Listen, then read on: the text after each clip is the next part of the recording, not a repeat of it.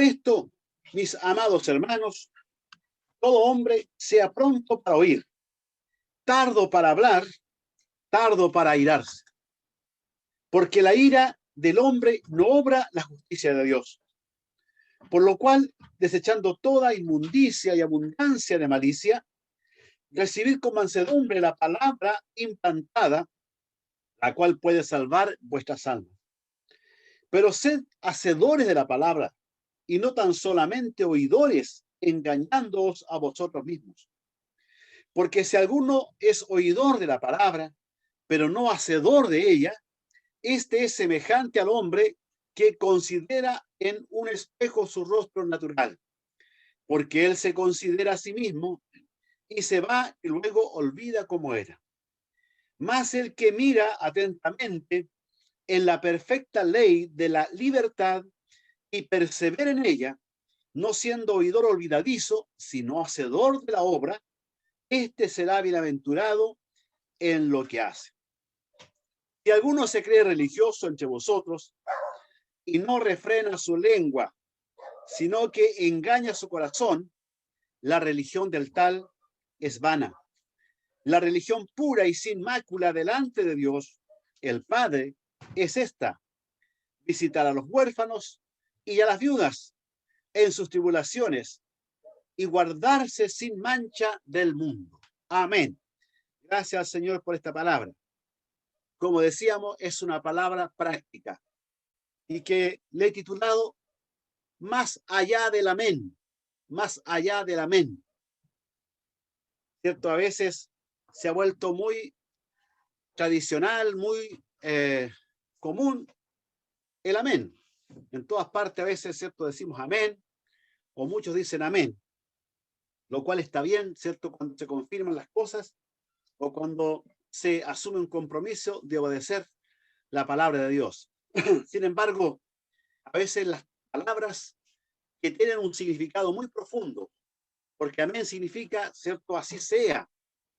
Es más, Jesús mismo se presenta en Apocalipsis como el amén. He aquí el amén, dice, como la gran confirmación de la obra gloriosa. Pero, como digo, a veces estas palabras van perdiendo efectividad en nuestra vida cuando las repetimos rutinariamente. Jesús se dio cuenta de eso cuando las personas se acercaban y le decían, Señor, Señor, le hablaban, otro por acá, Señor, Señor. Y él dijo, ¿por qué me llamáis Señor? Otros le decían, Maestro, Rabí, etcétera, que significa también Señor en cierta medida. Y Jesús le dice, ¿por qué me llamáis Señor, Señor? Pero no hacéis lo que yo os mando. O sea, también se había vuelto una rutina esas expresiones, Señor, Señor, ¿cierto? Y Jesús tuvo que corregir eso, reprenderlo. Ahora, hermanos, nosotros muchas veces, ¿cierto? Vemos y apreciamos en nosotros mismos, quizás en otras personas, que siempre decimos amén, lo cual está bien, como dije. Pero lo importante es que ese amén no sea superficial, sino que ese amén sea de corazón y sabiendo a quién le decimos amén. Porque la palabra de Dios dice que seamos hacedores de la palabra más que oidores. Hacedores más que oidores. Y esto comienza el apóstol Santiago, que es un apóstol de la enseñanza práctica. Allí en este capítulo que hemos leído, en este pasaje dice, por esto, mis amados hermanos, todo hombre sea pronto para oír. Primera cosa, el que quiere hacer la voluntad de Dios, el que quiere ser un hacedor de la palabra de Dios, el que quiere ir, ¿cierto?, más allá de un simple amén, debe ser muy pronto para oír. Es decir, estar atento. Estar atento. Hoy en día se habla, por ejemplo, de los que tienen déficit atencional, se llama eso. Hay un tema que se da con los alumnos en el colegio, que se le está explicando algo y de repente cualquier cosita lo distrae, ¿cierto? Algunos dicen, pasa una mosca y me distraigo al tiro. Eso ocurre muchas veces porque es un tema, pero, amados hermanos, la palabra de Dios no es una enseñanza compleja como para que nos distraigamos tanto. La palabra de Dios es sencilla y por lo tanto podemos concentrarnos y tener buen oído para oír la palabra de Dios. Porque la palabra de Dios dice, bienaventurados los que oyen, ¿cierto? Bienaventurados los que oyen la palabra. Porque oír es mucho más que escuchar. Es mucho más que escuchar, porque uno puede escuchar un ruido, uno escucha tanto ruido durante el día, pero cuando uno oye es algo que le llama la atención, que le hace sentido. Y ojalá que la palabra de Dios te haga sentido cada día, que se predica, que se enseña, que se habla. Bienaventurados, ¿cierto? Los que oyen. Por esto, mis amados hermanos, todo hombre sea pronto. Pronto significa atento, preocupado, diligente, para oír la palabra de Dios, en primer lugar, sin duda. Y luego, este hombre debe ser tardo para hablar, tardo para irarse, ¿cierto? En las cosas que no debe ser apresurado, en hablar, tardo para hablar, porque muchas veces, ¿cierto? En el hablar rápido cometemos errores, en el hablar o responder de inmediato, a veces, ¿cierto? Nos equivocamos, hablamos sin reflexión, hablamos, ¿cierto? Sin análisis en nuestra cabeza y decimos las cosas, o a veces respondemos enseguida a los ataques. Alguien nos dice algo y enseguida paramos, ¿cierto? Nos paramos enseguida y hablamos. Somos como, ¿cierto? Una dinamita, explotamos al tiro. Y eso es lo que la palabra de Dios nos dice, que tengamos cuidado. Tardo para hablar, en el sentido de que tenemos que ser reflexivos. Tenemos que saber, ¿cierto?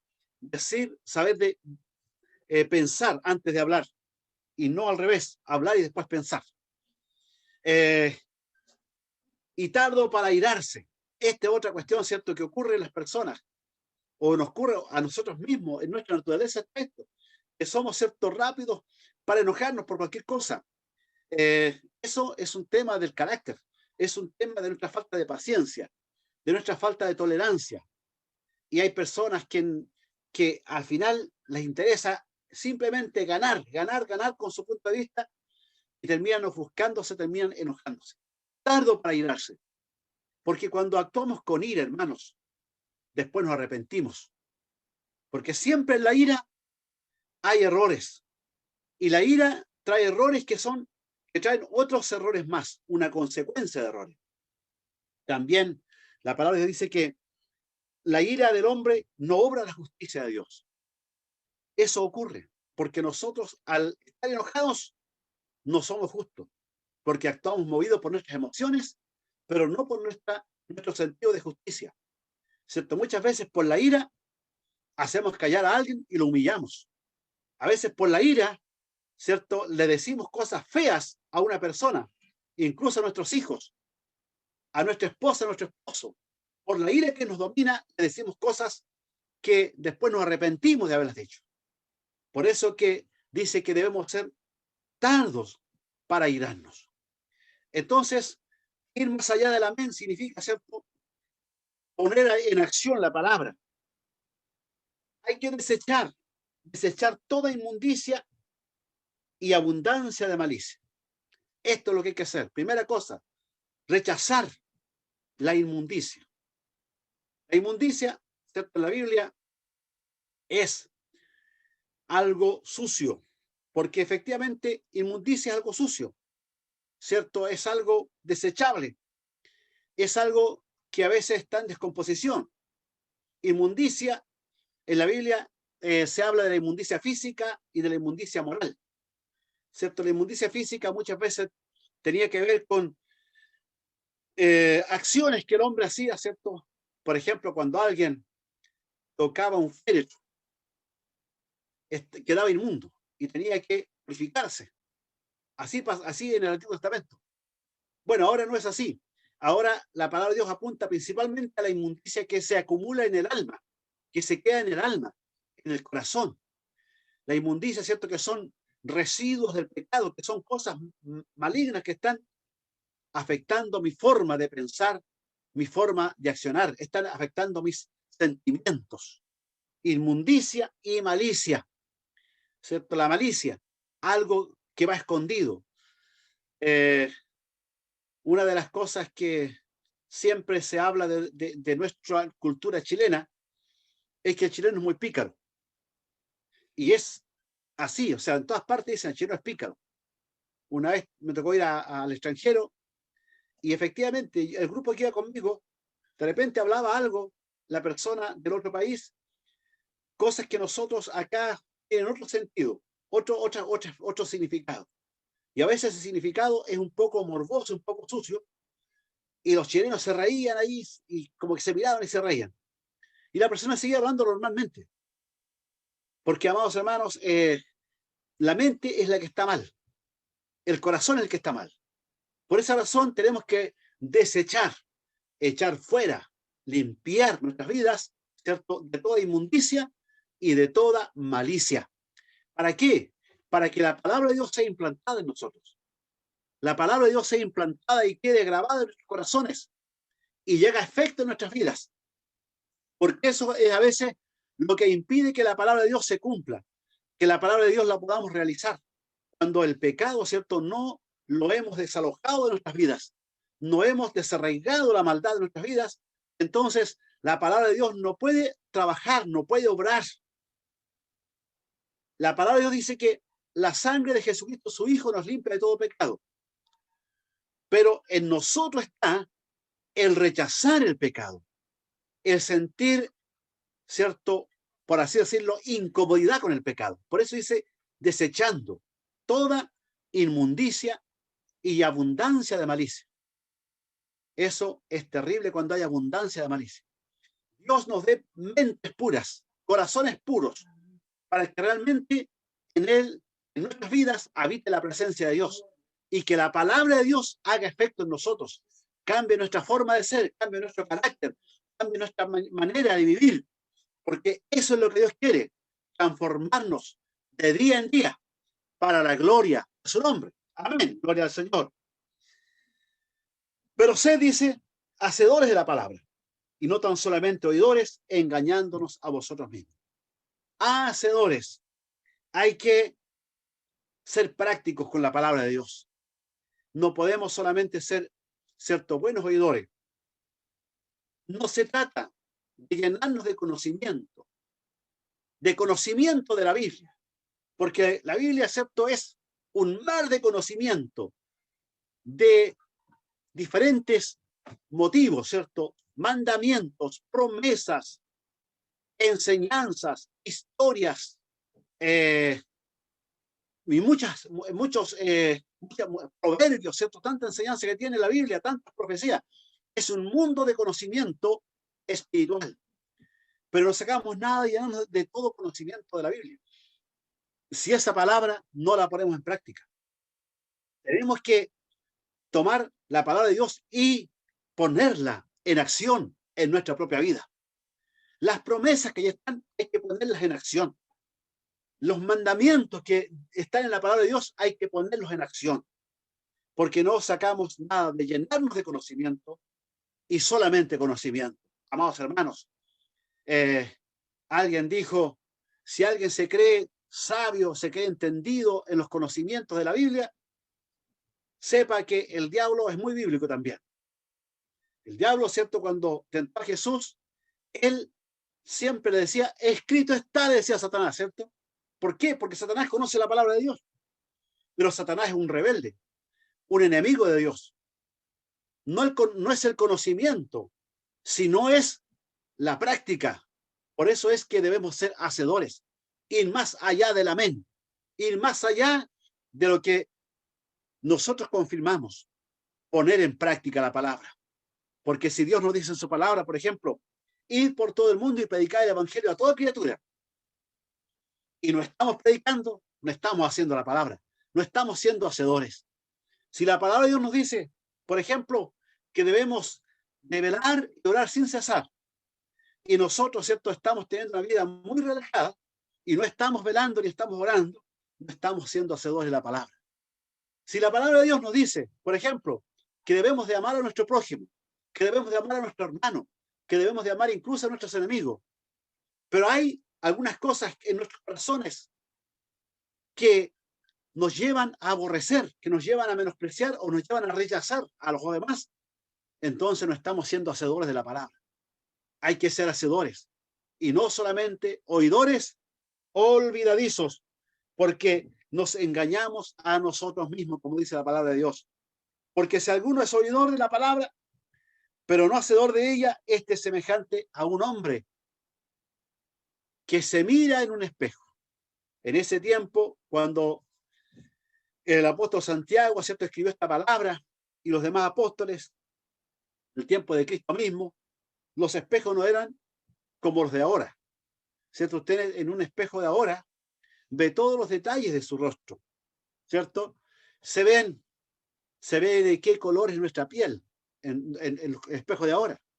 Se ve si estamos peinados, estamos despeinados, ¿cierto? Por eso que en la mañana, cuando nos levantamos, lo primero que hacemos es mirar al espejo, ¿cómo estamos? Y sin duda que allí hay muchos defectos. Y hay que corregirlos con agüita, con peina, ¿cierto? Con peinarse, echarse crema, y ahí algunos le ponen más otros.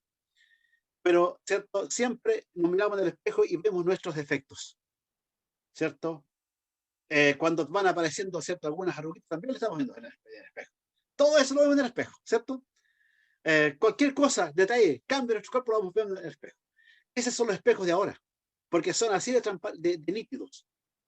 Pero en ese tiempo los espejos eran borrosos, muchos espejos eran de cuánto, de bronce, ¿cierto? El bronce le sacaban brillo, y ahí la gente se veía en ese espejo.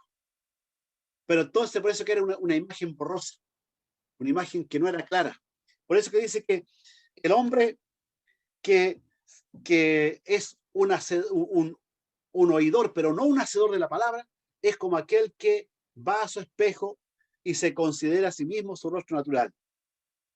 Y luego se va y se olvida cómo era, ¿cierto? Se olvida cómo era. Ese es el hombre. O sea, no, tenía que mirarse a cada rato para ver cómo es. Entonces, así es aquella persona que es solamente un oidor y no un hacedor. O sea, una persona que no tiene conciencia de su realidad espiritual. No tiene conciencia de cómo está. Y es por eso que hay personas que usted le dice, mira, corrige eso que no está bien delante de la presencia de Dios. Parece que no tuvieran conciencia. Parece que dicen, no, sí, no es problema, no es problema.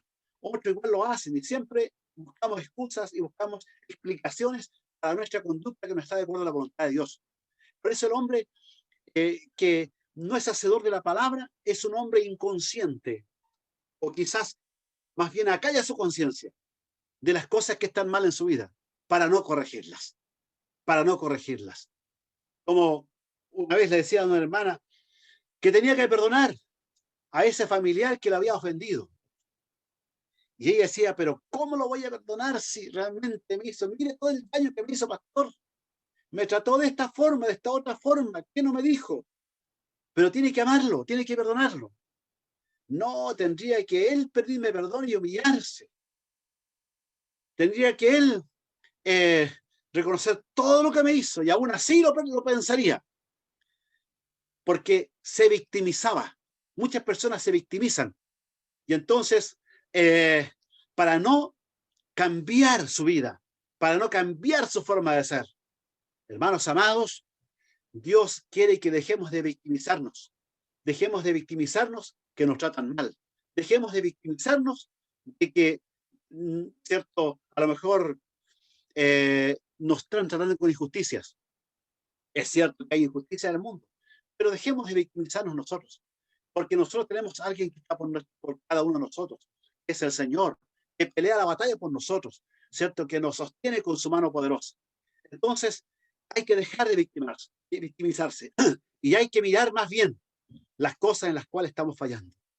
Todos de algún modo, y cada día, amados hermanos, porque, como le digo, cuando uno se mira en un espejo como los espejos de ahora, es así como cuando uno se mira ahora en la palabra. La palabra, ¿cierto? El espejo natural, ese espejo que yo decía que se hacía en ese tiempo y que apenas se veían, el hombre miraba ahí y se olvidaba. Pero aquí dice el apóstol, lo que hay que hacer es mirarse en la ley de Dios, en la perfecta ley de Dios. El espejo más claro, más nítido que podemos tener para mirar nuestra vida espiritual, nuestra realidad espiritual, es la palabra de Dios. Ese es el espejo más claro. Por eso que dice, más el que mira atentamente en la perfecta ley, la de la libertad, y persevera en ella, no siendo oidor olvidadizo, sino hacedor de la obra, este será bienaventurado en lo que hace. En primer lugar, al mirarnos en la palabra, allí sí que nos encontramos nosotros que tenemos muchas cosas que corregir en nuestras vidas. Muchas cosas. La palabra de Dios nos habla cada día. La palabra de Dios nos corrige a través de muchas formas, ¿cierto? De una predicación, aun cuando cantamos alguna alabanza. Allí, ¿cierto? La palabra de Dios nos está hablando. Entonces, ¿cuál es el espejo más claro, más nítido en el cual nos vamos a ver todos los detalles de nuestra vida? Es la palabra. Allí, ¿cierto? No queda nada, nada que no sea revelado, porque la Biblia dice que a la palabra de Dios, ante la palabra de Dios, todas las cosas son puestas en evidencia. Lo dice, ¿cierto? El libro de Hebreos en el capítulo 4, cuando dice, versículo 13, y no hay cosa creada que no sea manifiesta en su presencia, en la presencia de la palabra de Dios. Amados hermanos, antes bien, todas las cosas están desnudas y abiertas a los ojos de aquel a quien tenemos que dar cuenta. La palabra de Dios es el espejo en el cual nosotros sí nos podemos dar cuenta de todas las cosas que están afectando nuestro desarrollo espiritual. Porque después de todo eso, amados hermanos, la persona que no ve sus errores, que no los quiere corregir, que no los quiere asumir, es una persona que se estanca en las cosas de Dios. Se detiene, no se desarrolla. En cambio, aquel que ve sus errores, que ve sus defectos y que ve sobre todo su pecado en la palabra y busca ser transformado por el poder de Dios, esa persona dice que es un bienaventurado. Este será bienaventurado en lo que hace. Aquel que es un hacedor de la palabra de Dios. Amados hermanos en Cristo. Luego dice, alguno se cree religioso entre vosotros. En ese tiempo, el ser religioso, ¿cierto?, era un concepto bastante especial para así, ¿cierto?, sentirse como sobresaliente de los demás, sentirse religioso.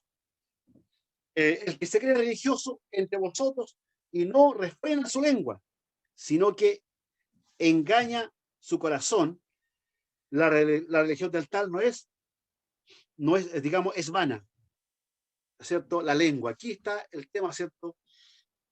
Nuevamente el control de la lengua, de las cosas que hablamos.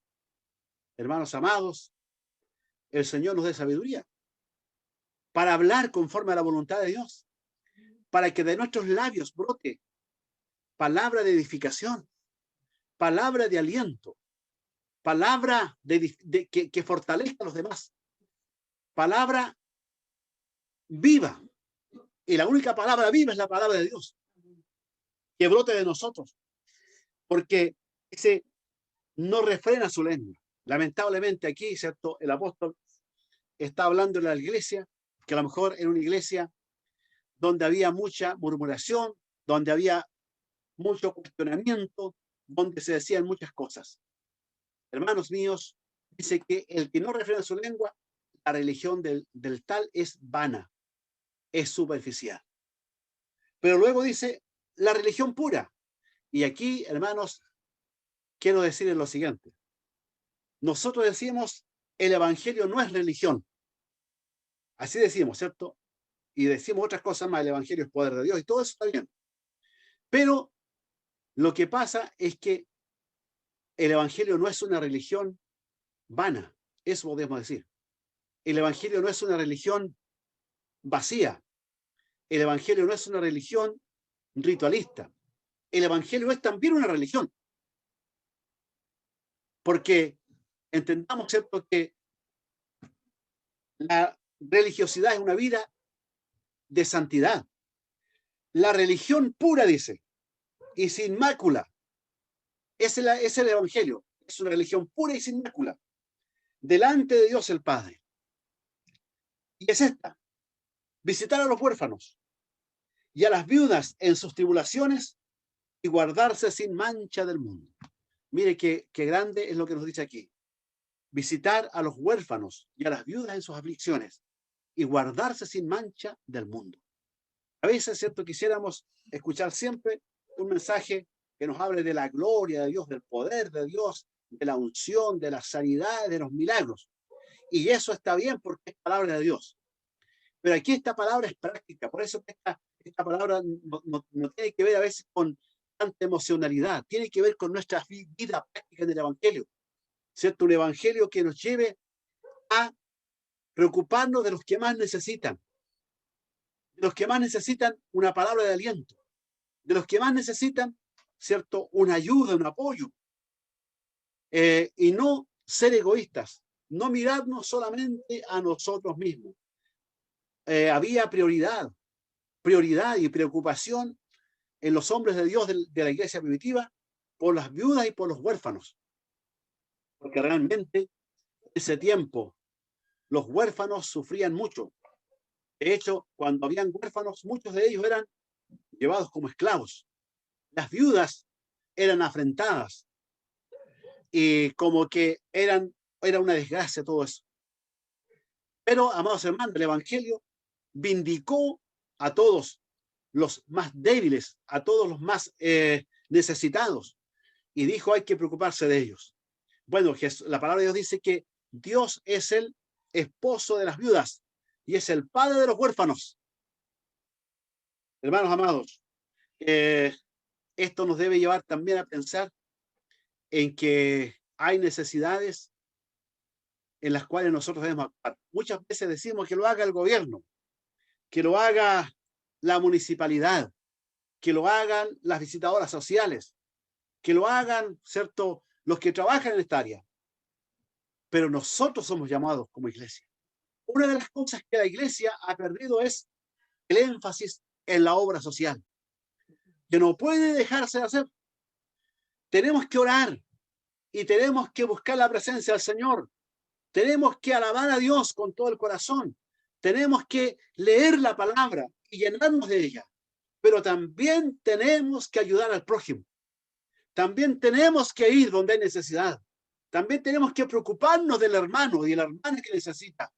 Por eso que Pablo, el apóstol Santiago, igual dice, si tu hermano está necesitado, tiene hambre, tiene ¿cierto?, necesidad de vestimenta, de ropa, uno le puede decir, mira, ándate, sáciate, caliéntate, y con eso le está solucionando el problema. No, decía, no, porque esa no es la fe.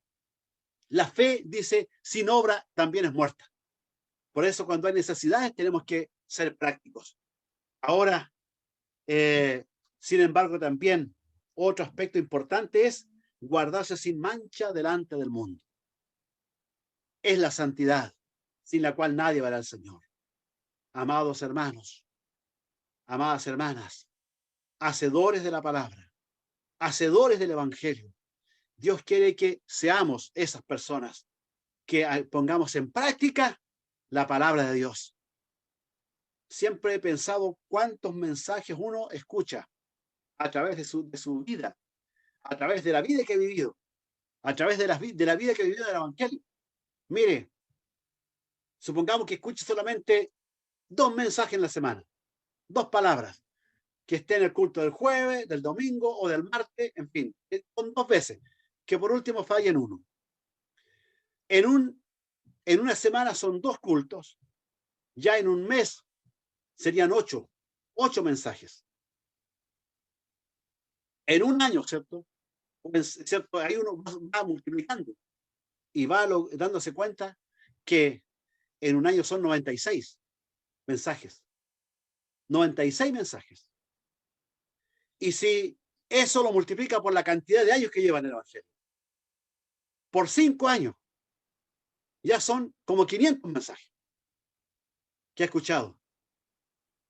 Hermanos amados, ¿sabe? Por eso es que el escuchar la palabra de Dios es una escuela donde uno aprende mucho. Pero no solamente debe ser aprender, sino debe ser colocar la palabra en práctica. Ser hacedores de la palabra y no tan solamente oidores. Que el Señor les bendiga. Y gracias, Señor, por su palabra que nos llama, ¿cierto?, en esta hora a vivir un evangelio práctico.